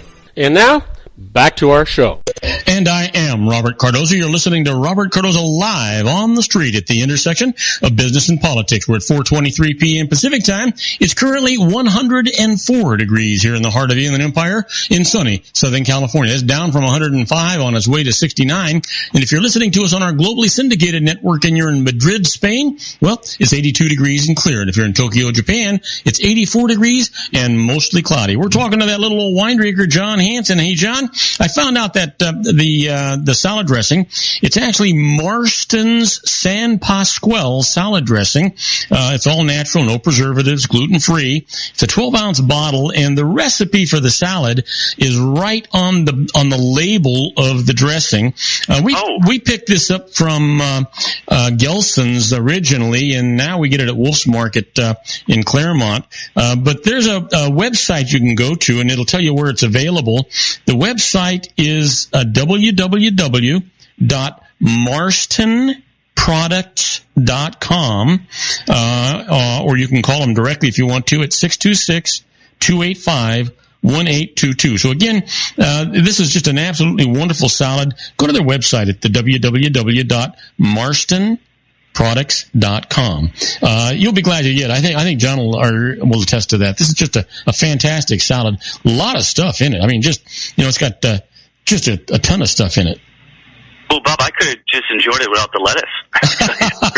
Just drink it right out of a cup, right? Oh my gosh, it was delightful. I mean, just the combination, the orange gave it just a little, sweetness, and the fruit just coming off that, and the dried cranberries. So you got a nice little balance there of the fruit, and then the nuts, and then the blue cheese. I mean, and the little avocado. Don't forget the avocado. The avocado was in there too. Yep. Just amazing combination. It went so well. But my friend, I tell you, the last 2 weeks, I believe I did gain about 20 pounds. Of course, when you go on a cruise, what else do you do but eat and drink all day? And this was, I tell you, one of the things we always wanted to do. We wanted to cross off our bucket list. And of course, I have friends like you that traveled everywhere. And you told me it was a must. You have to go. And I tell you, what an incredible cruise to Alaska. Just the scenery was just breathtaking. It was just unbelievable. And I tell you, we started on my son actually brought us to the airport, and he had to get somewhere. So we got a little early, and we just relaxed up in the Delta Lounge and started our vacation. But we flew from LAX to Seattle, and then we had about an hour delay there too, and then Seattle to Anchorage. And it was fun because we got in about 11 o'clock at night, and it was still light out. So, I mean, that doesn't tell you anything. It was incredible. We spent the night in Anchorage, got up, had breakfast at one of the restaurants there that was recommended to us, and then we hopped on a train all the way to Seward. And that was about a 3.5-hour train ride. And we just had a great time. We played cards. We did dice games. But the scenery, as I said, you'd have to stop halfway what you were doing because somebody go, oh, there's a moose, or there's an eagle, or, and the train would slow down, say if there was like a glacier or a hanging glacier, and they pointed out to us any points of interest. The train would slow down, and they would let us know. The staff on the train was amazing. They were comical. It was a lot of fun. Everybody just had a great time. And then we got to see it, and we just went right on the ship. And I know you've had suites before. Our good friends actually had the penthouse, which was the whole half of the boat. And my gosh, it was amazing. The view, you had the whole half deck by yourself, and we had a personal butler and whatever you wanted. So, I mean, there was always cheese and crackers there just to nibble on, whatever you wanted to drink. And of course, we took full advantage of that as well. But the ship, the water was very, very calm. Sometimes, you know, you go on cruises and you get a little rough seas and so forth. The water's like glass. You didn't even know you were moving on the ship. But the first day was just travel, and we went into Juneau, the capital, for our first port to call. And unfortunately, we had a dog sled on the glacier that got canceled because it was whiteout conditions up on the glacier there. It was overcast, but surprisingly very warm. It was in the upper 60s, even though it was overcast. And that was basically a whole trip. It was probably mid-60s to mid-70s, the whole trip. And we didn't really hit much rain at all. It just drizzled a little bit on a couple of days, but there was a lot of overcast, but we had a couple of just gorgeous sunny days as well. But when we went to Juneau, yeah, we did walk around, a lot of history of that town. It is the capital. It's one of only 3 capitals that don't have a highway going to it. Is actually, I think the only way you can get to it is either by boat or seaplane or something along those lines. So beautiful, beautiful little town. And we had this one place called the Twisted Fish. And I tell you, there's nothing like fresh seafood, and that's all you get up there in Alaska. I mean, halibut. We had, of course, the salmon. The salmon's just running at this time, too. You can just see it in the water. You can almost just go out and grab the fish itself. But it was funny because we had this, Brandon had the salmon dish, and there was this wild cherry chipotle rub on it, a dry rub on it. And this was incredible. And everybody tried Raina's dish because she was ranting and raving about it. And they said, oh, you know, you can buy the rub right next door. And it's Taku, T-A-K-U, rub. It's, they make a lot different rubs. You can actually buy Alaskan salmon through them as well if you go on their website.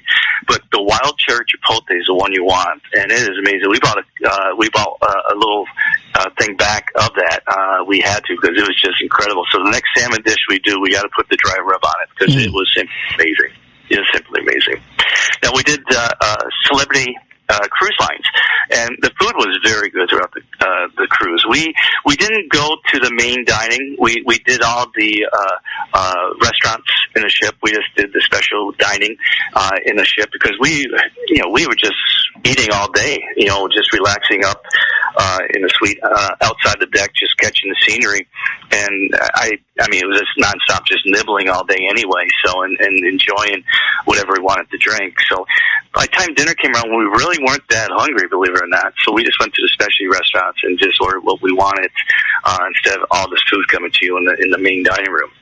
And I'm glad we did. Hopefully, I'm not 30 pounds heavy. I'm only 20 pounds heavy from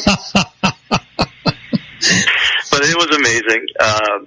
We had a lot of fun, but the next day we were supposed to go on another train ride, and since we already did a train ride, we decided to do the glacier walk because there was a cancellation. We were able to do the glacier walk, so we took the helicopter up to the glacier and got out and walked around, and it was amazing. I know Marlene looked at all the pictures. I don't know if you get to see a lot of the glacier pictures, but it was just amazing. And that was in Skagway. The next day we were in Skagway.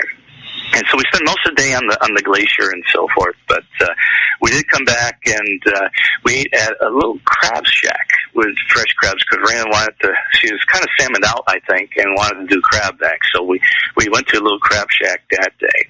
And as I said, the fish is so fresh. The presentation, not really, it's just crab. Rustic. And maybe a little lemon and a little parsley. That's it. I mean, nothing fancy. The restaurants in the town, rather simple, but the food is just so fresh and delicious. Yeah, it was in the water a few minutes ago. Exactly. Our next stop was the Icy Strait, and we went on a whale watch cruise. I think we saw just about everything. I mean, we saw orchids, we saw humpbacks. We saw dolphin, sea lions, sea otters, salmon jumping out of the water.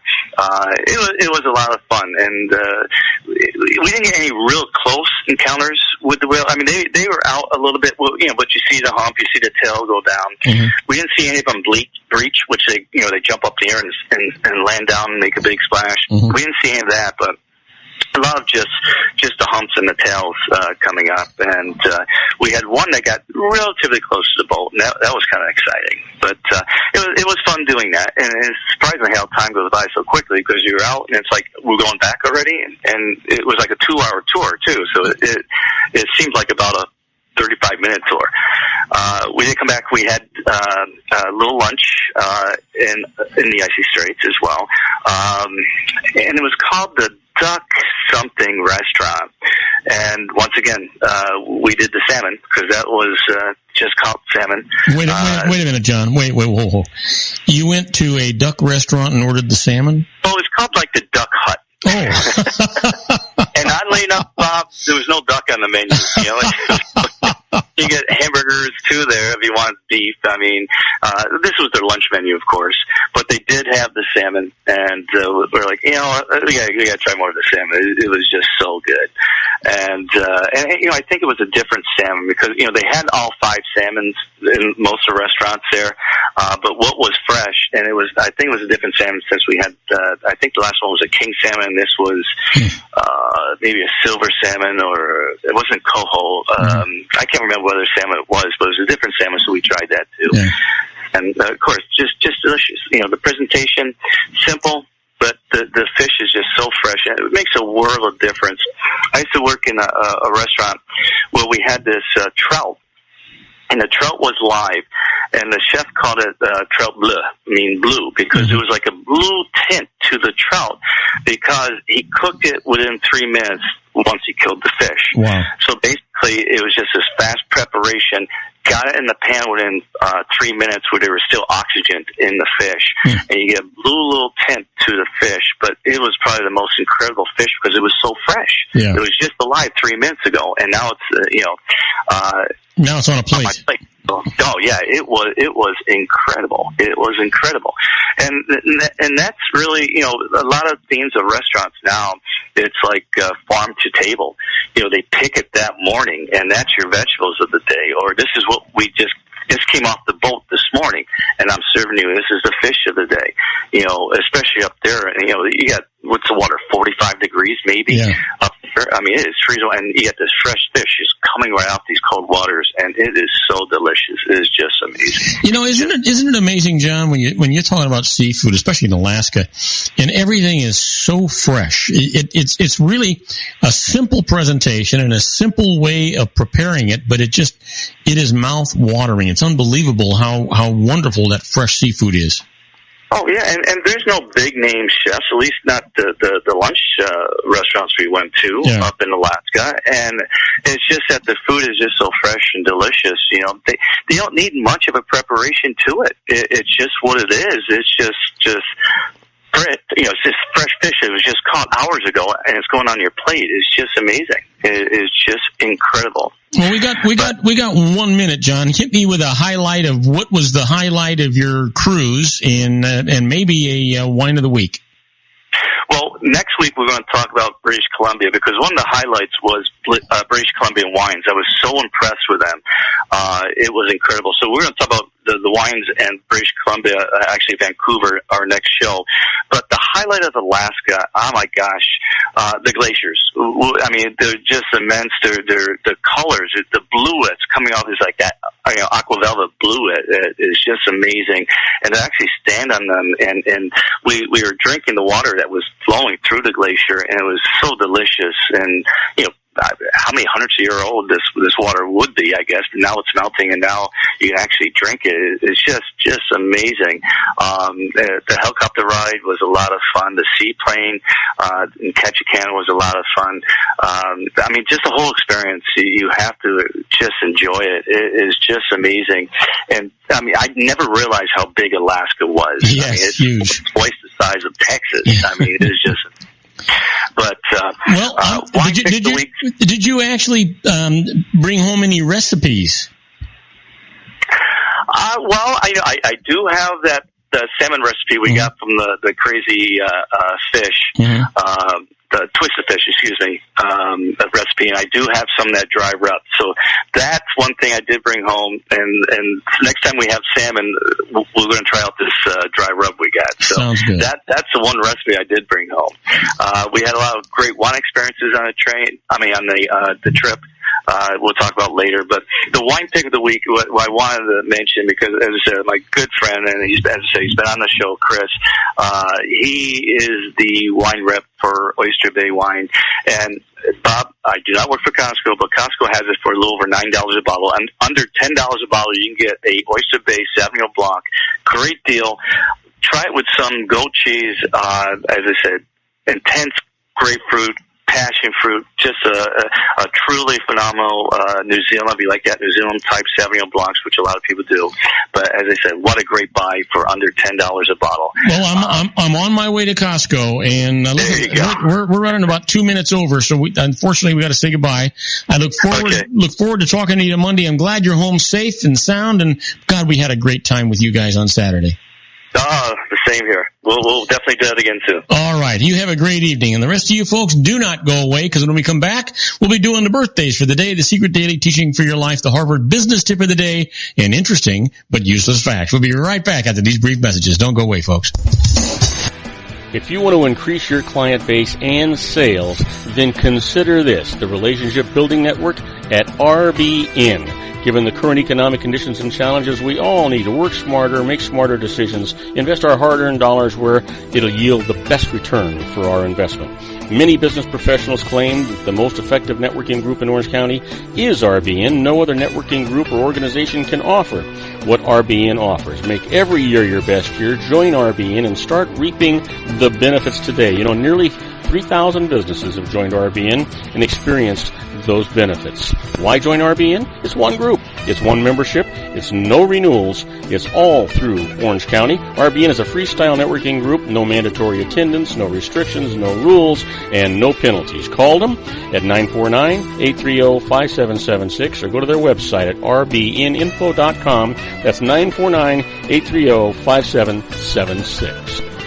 If you've ever dreamed of having your own business to make your life secure, Water's Edge Wineries might be just the ticket.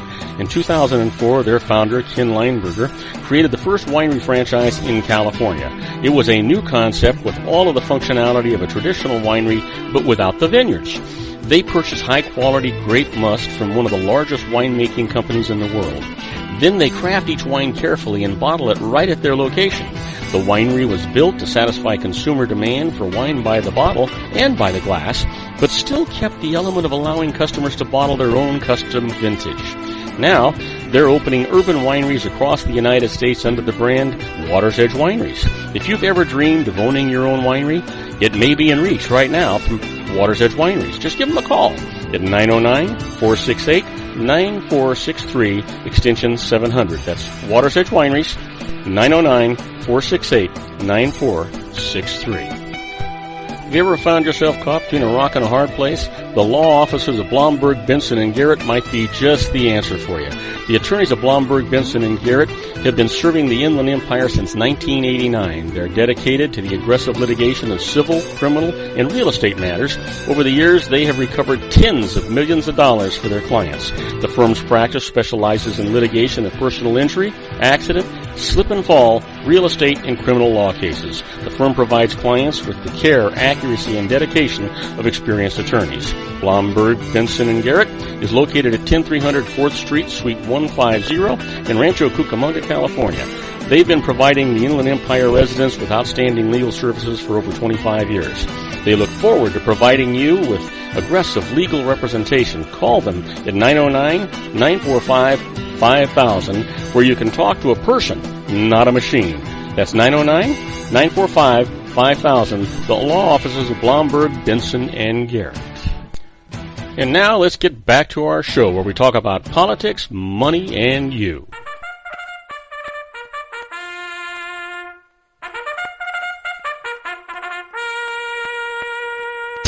And I am Robert Robert Cardoza. You're listening to Robert Cardoza live on the street at the intersection of business and politics. We're at 4:42 p.m. Pacific time. It's still 104 degrees in the heart of the Inland Empire in sunny Southern California. Well, it says it's down from 106 on its way to 70. That keeps playing around a little bit. But if you're listening to us on our syndicated global network and you're in Sydney, Australia, it's 59 degrees and it's clear. And if you're in Auckland, New Zealand, it's 54 degrees and it's clear. But right now, let's talk about the Harvard Business Tip of the day. And the tip today is what to say when a conversation heats up. You know what? When a conversation turns negative, it's helpful to have a repertoire of replies at your fingertips. Now consider these options. Reframe. Cast the issue in a different light. If someone says, I don't want to fight about this, a useful reframe is, this is a debate, certainly not a fight. Or rephrase. Rather than letting offensive words pass, suggest replacements. If someone accuses you of coming on too strongly in a meeting, you might reply, I was passionate. If you're described as stubborn, you could say, I'm very determined when something is important to a successful effort. And then revisit. If you've had positive interactions with the person in the past, remind them of their ability to find common ground. We have a good track record of working together. No reason to change that now. And then restate. Give people a chance to reconsider and alter what was said. Surely there's another way to say that. Absolutely. You know what? You just got to make peace. Keep the peace. Now, let's talk about the secret daily teaching for your life. This is all about a positive mental attitude, and you know what that is. You control whether you're going to be happy, sad, rich, poor, successful, or failure, or whether even the people around you are going to be happy. You just get up in the morning, you go in the bathroom, look in the mirror and say, wow, it's going to be a fantastic day today, and just keep that attitude, and it will be. Well, you know what? The teaching for today is, the law of attraction does not know if you are imagining something or if it's real. Now, when you're experiencing a lack of money, which has come from your past thoughts, you can change your reality by using your imagination. You really do need to call your imagination into play and make believe that you already have the money that you want. And it is so much fun to do. You'll notice as you pretend that and play games of having wealth that you feel instantly better about money. And as you feel better about it, it'll begin to flow into your life. I know, sounds weird, sounds funny, but folks, it really works. You truly are in control of your life, your destiny. It's not haphazard, it's not predestined. You decide what's going to happen. Well, let's talk about what today is. You know, today is Monday, it's August the 15th, and it is for sure somebody's birthday.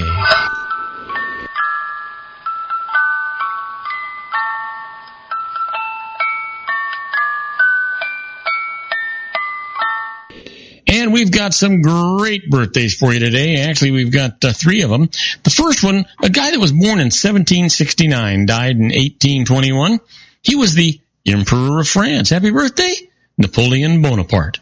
And then here's somebody born in 1925, died 2007, was a highly regarded jazz pianist and composer. He was called the Maharaja of the Keyboard by Duke Ellington. Happy birthday, Oscar Peterson. And then finally, here's somebody that most of you will know. He was born in 1972, an actor, film director, and screenwriter who became an Academy Award winner for his screenplay in Good Will Hunting. Happy birthday, Ben Affleck. Yes, sir. And you know what? It's time for us to talk about those interesting but useless facts. We've got a number of them, so let's get right to them. Did you know that 22% of all restaurant meals include French fries? Yep. Isn't that a fact? Absolutely. They include French fries. I think that's quite interesting if you think about it. And how about this one? How did you know that Scientific America carried the very first magazine automobile ad in 1898? Now, the Winton Motor Car Company of Cleveland, Ohio, invited readers to dispense with a horse. yeah, you got it right, 1898. How about this? Did you know that the average person will consume 100 tons of food and 45,424 liters, that's 12,000 gallons of water in a lifetime? Holy cow. No wonder Sean LaFay was worried about population growth. I don't think he really is. Did you know that you're born with 300 bones? But when you become an adult, you only have 206 because some of them kind of grow together. Did you know that Walt Disney had wooden teeth? I find that interesting. I'm not sure that he used them. I don't know. That sounds weird to me. How about this? Did you know that 14 years before the Titanic sank, novelist Morgan Robertson published a novel called Futility? Now, the story was about an ocean liner that struck an iceberg on an April night. The name of the ship in his novel was the Titan. That's eerie, isn't it? Yeah.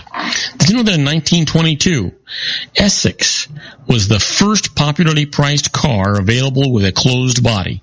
The two-door, six-cylinder sedan was called the Essex Coach and sold for $945. Sounds like a real bargain unless you're making, $50 a week.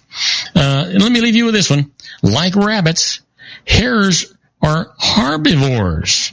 Yeah. They're plant eaters. Yeah, that's it. Well, don't go away, because when we come back, we're going to do our tribute to the late, great Paul Harvey and the rest of the story. Today's story is The Last Case of Henri Latour. And I'm going to tell you all about it right after these brief messages. Do not go away. Isn't it time to shine the spotlight on your expertise? The Interview, starring you. Here's your chance to capture 5 minutes of fame with The Interview. This isn't just any interview. This is your opportunity to showcase your expertise and position yourself as a trusted expert in a one-on-one video interview hosted by Robert Cardoza, host of the nationally syndicated show Robert Cardoza Live and powered by AHA Studios. What is it? A professionally recorded video for your use. Robert Cardoza interviews you on the set where he records his show. Professional interview showcases your expertise and value, shot in a state-of-the-art studio. And what's in it for you? Gain credibility as an expert, earn the trust of your target market, educate in a way that intrigues your audience, gain a powerful marketing tool that offers dozens of uses, website, video sharing sites, social media, email, DVDs, direct mail, lobby video, resumes, profile building, all that kind of stuff. Association with the nationally syndicated celebrity. That's right. And let's talk about AHA Studios. AHA is a strategic marketing firm that leverages the powerful in visual persuasion to help your business create powerful messages that connect with your target market. AHA ventures way beyond strategy, delivering the marketing collateral you need to start driving a new business through your doors. AHA has a full-service, in-house, state-of-the-art production studio to bring your messages to life using video. Discover how to make The Interview work for you. Call 949-831-2222. That's 949-831-2222. AHA Image Studios Incorporated. Dr. Stephen Tidwell, Gentle Family Dentistry in a caring, personalized environment. Here at Dr. Tidwell's office, we are dedicated to helping you keep your teeth healthy. We are a state-of-the-art dental practice that still believes in traditional values, such as excellent customer service and individual attention. We have a special welcoming offer for you for just $39. A complete exam, personal consultation, professional cleaning, and all necessary x-rays. That's a $266 value for $39. Dr. Tidwell has 2 convenient locations and experienced staff to provide you with professional care and personal attention that you deserve. Call today. Don't delay. A great smile another day. Call 909-944-7308. That's 909-944-7308 for Rancho Cucamonga or San Bernardino. Joel Saltzman is Dr. Wireless. He has turned his considerable expertise into consumer credit risk and wireless security into a highly specialized independent web-based consulting enterprise targeting consumer credit risk analysis and wireless transactional security and monitoring. He works as a wireless analyst, veteran independent agent, and consumer liaison for most wireless telecom carriers and equipment manufacturers. For more than 20 years, corporate and private clients and media audiences have counted on his unvarnished advice while weighing the technology, performance, and cost differences between Sprint, Nextel, AT&T, Verizon, and T-Mobile. Joel specializes in setting up mobile wireless hotspots to be used for disaster preparedness, business continuity, and mobile wireless merchant processing solutions. Call Dr. Wireless at 310-400-4900 or go to his webpage at drwireless.com. Again, call 310-400-4900 or his webpage at drwireless.com. You'll be glad you did. And now, back to our show. And I am Robert Cardoza. You're listening to Robert Cardoza live on the street at the intersection of business and politics. We're at 4:53 p.m. Pacific time. Still 104 degrees here in the heart of the Inland Empire in sunny Southern California. Now it's taking us down from 107 on its way to 70. And if you're listening to us on our globally syndicated network and you happen to be in Hong Kong, well, it's 75 degrees and it's light rain. And if you're in Lisbon, Portugal, it is 64 degrees and it is clear. But you know what? Now it's time for that special tribute that we do.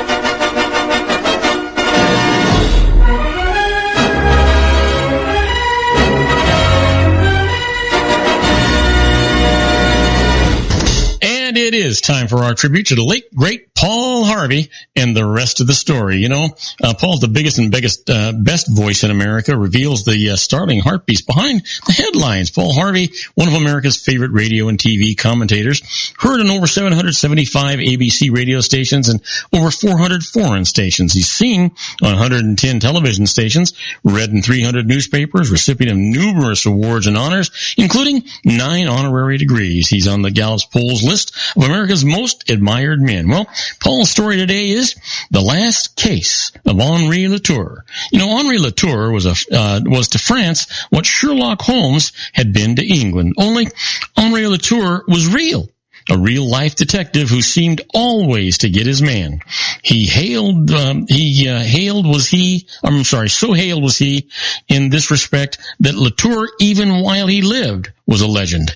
If the legend has been enhanced, embellished in the years since his death, no amount of truth-stretching could be more remarkable than the hard, cold facts surrounding his last case. Master sleuth Henri Latour was called to the scene of a crime. The suspect had already been taken into custody. Instinctively, super sleuth Latour said no. The authorities had arrested the wrong man. How could Latour be so certain? Police wanted to know. It was a matter of simple deduction. The detective assured them.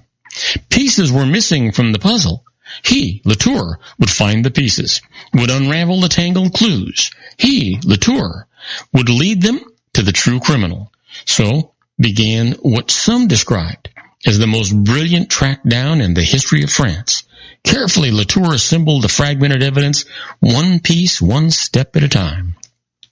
It was a heinous crime which Latour was investigating, and somewhere in the darkened pathways of a complex maze, a particularly heinous criminal waited. An elderly couple had been robbed, brutally murdered.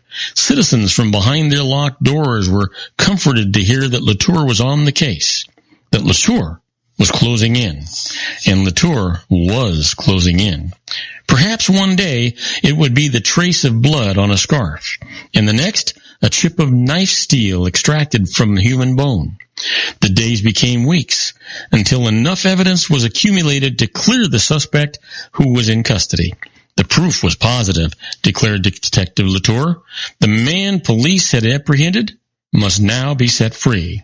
Shouldn't he be held a while longer, authorities asked, just in case? Just in case the master sleuth, if for some the first time, this time was wrong. But Latour was not wrong. He assured them again an innocent man had been charged, and no innocent man should be forced to pay for the crimes of the guilty.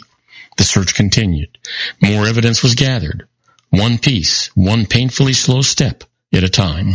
Perhaps now it was a torn patch of tweed or a smudge on a railing. But Latour was closing in. One day the search ended. The puzzle pieces had fallen into place. At the end of the long road, a long and arduous journey, Latour found his man.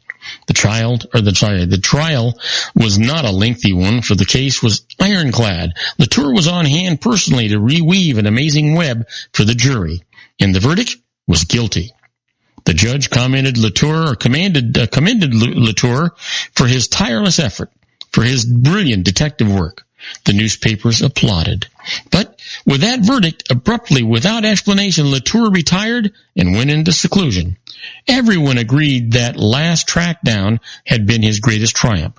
Yet, the Sherlock Holmes of Paris would live the final 25 years of his life as a hermit, as a recluse in a lonely little cottage in a remote French village. Only after his death would the carefully guarded secret come to light, and an admiring nation learn the whole truth about Latour's last case. For the innocent stranger whom Latour had set free was, alas, but an innocent stranger. When the last piece of the puzzle was in place, the dedicated detective was himself trapped by his own uncompromising sense of justice. For he had by then been led by the evidence he had so arduously collected to the arrest and conviction of his own son. And now you know the rest of the story. That's sad, right? Yeah. Well, you want to stick around for tomorrow's show. Tomorrow we're going to talk about the Horatio Alger story, but it's not going to be what you think. So stick around. We've got a lot of stuff for you. You're going to enjoy it. That's our show for today. Beginning today, treat everyone you meet as if they were going to be dead by midnight. Extend them all the care, kindness, and understanding that you can muster. Your life will never be the same again. So many of our dreams at first seem impossible, then they seem improbable, and then, when we summon the will, they soon become inevitable. You know, the real secret of happiness is to make others believe that they're the cause of it. Robert Cardoza Live is brought to you by blogtalkradio.com every Monday through Friday from 4 p.m. to 6 p.m. Pacific Time. Now, go out and make it a great day. Your host has been Robert Cardoza, the technical advisor, Matchstick Digital, and your executive producer, also Robert Cardoza. Hey, listen, folks, this is Robert Cardoza again. I just want to remind you that on my next show tomorrow, we'll have Sean LaFave, and Sean and I will be talking about healthcare on the Geared for Wellness Corner. And then I'm going to continue our tribute to the late, great Paul Harvey and the rest of the story with the Alger story, as I told you before. So please tell all your friends about our show here on the RLC Broadcasting Network. Don't forget, tune in tomorrow at 3 o'clock every Monday through Friday.